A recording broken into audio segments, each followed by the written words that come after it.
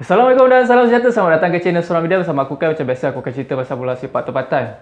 So untuk video kali ini macam biasa lah, aku nak recap perlawanan di antara UAE menentang Malaysia. Sebelum perlawanan ni aku percaya yang seluruh penyokong bola sepak Malaysia meletakkan harapan yang tinggi lah dalam perlawanan ni untuk Malaysia sekurang-kurangnya seri. Dan ramai juga yang predik untuk perlawanan ni berkesudahan dengan keputusan menang memihak kepada Malaysia. Sejujurnya prediction aku sebelum perlawanan tu Malaysia kalah ha. Itu lebih realistik. Aku bagi tahu korang sebab apa? First preparation UAE ni lebih baik daripada Malaysia. Sebabnya dua perlawanan friendly yang dibuat UAE melawan India dengan Jordan, diorang menang besar dalam perlawanan tu. Dan Ali Mahmud ni skor hat-trick kedua-dua game tu. Berbanding pula dengan preparation Malaysia, dua perlawanan melawan Kuwait dengan Bahrain, dua-dua Malaysia tewas dan kita tak nampak sangat pun gameplay apa yang nak diterapkan dalam perlawanan tu. Dan seterusnya kalau kita tengok ranking di antara Malaysia dengan UAE ni, UAE duduk di tangga ke-73 dunia. Malaysia pula 153 dunia. Kalau tengok ranking pun dah 100 langkah beza dia. Mungkin ada orang cakap, masa Malaysia lawan UAE dekat Stadium Bukit Jalil sebelum ni, boleh je kita fight. Untuk membalas hujah tu, aku berpendapat itu perlawanan yang berlangsung di home base kita, di Stadium Bukit Jalil. Semestinya bila datang sebagai pasukan pelawat ni dan kita bermain sebagai pasukan tuan rumah, confirm kita ada advantage dengan sokongan penyokong lagi pada masa tu. Mesti player UAE tu gementar, gabra dan goyang lah. Dan pada masa tu juga player-player harapan kita mostly perform lah kan. Contoh macam Sumareh, Safawi, Syafiq Ahmad, semua player-player yang kita harapkan semua perform. Memang tak ada masalah prestasi. Mungkin ramai yang cakap Malaysia boleh menang disebabkan skor yang dibawa kali ni adalah yang paling mantap yang paling power yang kita ada. Kita ada 3 player naturalisasi dan 7 player berdarah warisan. Tapi kita jangan lupa bola sepak ni bukan permainan individu, ia permainan berpasukan. Korang letaklah Messi ke Ronaldo ke dalam tim tu, kalau gameplay barai, tim barai, result pun akan barai kan. So based on fakta-fakta tu pada aku tak realistik bila kita predict untuk Malaysia menang lawan UAE dekat UAE. Tapi yelah kan, sebagai penyokong bola sepak Malaysia mesti ada sekelumit rasa, sekelumit harapan untuk Malaysia at least dapat catat keputusan seri dan menunjukkan gameplay yang baik Malangnya benda tu tak berlaku. Untuk perlawanan tu kalau korang nak tahu, UAE ni memang pakai player yang sama masa diorang bantai Jordan sebelum ni. Malaysia pula letakkan player-player yang expected dan yang mencuri tumpuan pastinya kehadiran Dion Cole. Kita nak tengok macam mana dia punya performance bila bermain dengan pasukan kebangsaan dan macam mana dia adapt bila dipairkan dengan ID di centre back. Gameplay Malaysia pula macam semua orang tengok Malaysia memang barai Dalam game ni kita nampak Farizal dengan player-player defender je macam main bola sepak. Midfielder dengan attacker macam hilang daripada radar. Terutama ramai yang cakap Ridon dan Di Paula ni hanya bersia-sia je di atas padang. Tak ada effort dan malas untuk kejar bola. Rasa macam Tan Chee Ho ambil diorang sebabkan fizikal je nak lawan UAE ni. So memang betul-betul batu ada atas padang Tapi aku ada pendapat yang berbeza Di Paula jadi macam tu disebabkan dia tak dapat bola dekat kaki. So tak dapat peluang buat shooting. Masalah utama dalam game Malaysia ni ialah dekat midfield. Azam Aziz, Ridon dengan Syamir memang tak create chance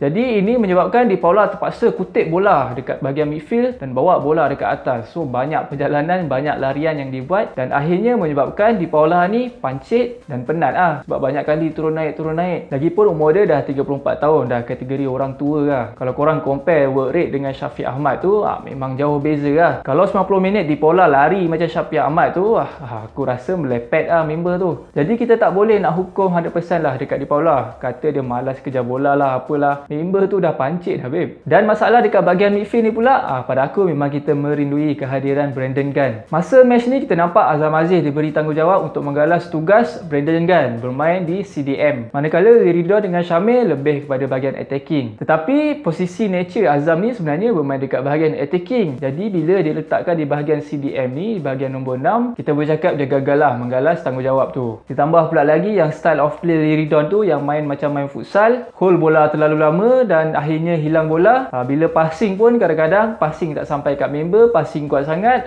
itu menambah lagi buruk dekat bahagian midfield ni. Jadi kita boleh cakap yang Malaysia dalam game ni macam main tak ada midfield. Tu yang kadang-kadang Dion Cole buat hantaran jauh dekat bahagian attacking sebab tak ada siapa supply bola dekat bahagian tu. Dan ada satu momen tu juga Dion Cole bawa bola daripada bawah naik ke atas, nak menunjukkan yang midfield memang tak function Masa first half ni yes, kita ada satu peluang terbaik melalui tandukan Di Paula, tapi malangnya tandukan dia tu macam clear ball bukan tandukan untuk skor score gol. Padahal tak ada siapa pun marking dia, free header je tu. Kalau ada control ball, mendada dulu, then shooting, insyaAllah gol lah. Untuk second half pula, kita nampak Tan Chee Ho mula membuat pertukaran taktikal lah. Lepas keluarkan Azam dan masukkan Syafiq, Malaysia start main formasi tradisional 4-4-2. So Syafiq Ahmad seperti yang kita tahu, dia mempunyai work rate yang tinggi. Syafiq Ahmad ni memang hambat player-player UAE yang pegang bola, dia pressure player UAE tu. Malangnya pertukaran ni tak memberi impact yang besar sangat lah. In fact aku nak komen sikit lah pasal pertukaran ni. Instead of keluarkan Azam Aziz dan masukkan Syafiq Ahmad, aku rasa lagi bagus kalau Azam Aziz tu stay dan Di Paula dikeluarkan menggantikan Syafiq Ahmad. Dan walaupun Azam Aziz tu masa first half nampak tak function, jadi untuk menjadikan dia function, dia perlu duduk di bahagian attacking. Dan Syamil Kuti aku rasa lebih baik duduk dekat bahagian CDM. Bila Safawi dikeluarkan dan Luqman dimasukkan tanpa kehadiran Azam Aziz,